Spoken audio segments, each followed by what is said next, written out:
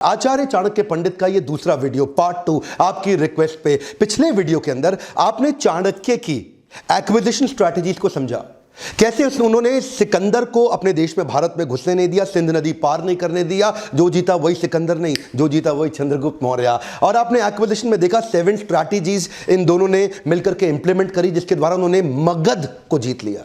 मगध उस समय सबसे बड़ा साम्राज्य था नंदा डायनेस्टी का। लेकिन अब बात करेंगे रिटेंशन और एक्सपेंशन की। ध्यान दीजिए, पार्ट 1 था एक्विजिशन, पार्ट 2 है रिटेंशन, मतलब अभी जो है उसको संभाला, एक्सपेंशन मतलब बलूचिस्तान, कांधार, गांधार, आप अफगान, और उसके बाद वहां से तुर्कमेनिस्तान तक जाकर के उन्होंने भारत को बढ़ाया। एक छत्र अखंड राज चंद्रगुप्त मौर्य डायनेस्टी का एस्टैब्लिश किया। इसको कैसे एक्सपैंड किया? 20 साल पहले, अब 20 साल बाद की बात करूंगा, 20 साल पहले जब इन्होंने सिकंदर को खदेड़ दिया था।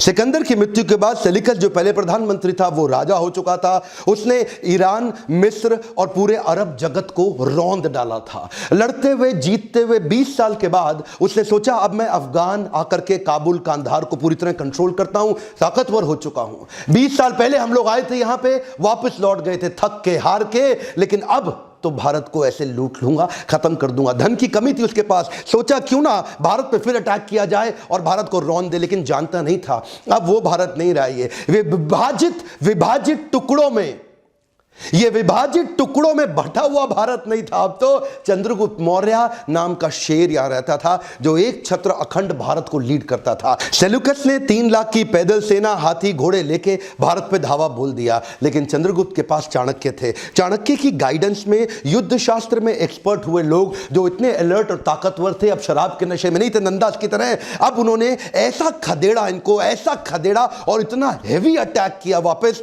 ये थकी हुई सेना उनके सामने बहुत तेजी से हारने लगी। इतना कत्लेआम हुआ, इन्होंने बर्बाद कर दिया। वहीं सेल्यूकस समझ गया अब सरेंडर करना ठीक है, नहीं तो जिंदा बचना संभव नहीं रहेगा। चाणक्य भी यही चाहते थे कि सेल्यूकस सरेंडर कर दे। सेल्यूकस सरेंडर किया तो चाणक्य ने कहा अब 2 नियम हैं, 2 शर्तों पे तुम्हें छोड़ा जाएगा। पहला क्या?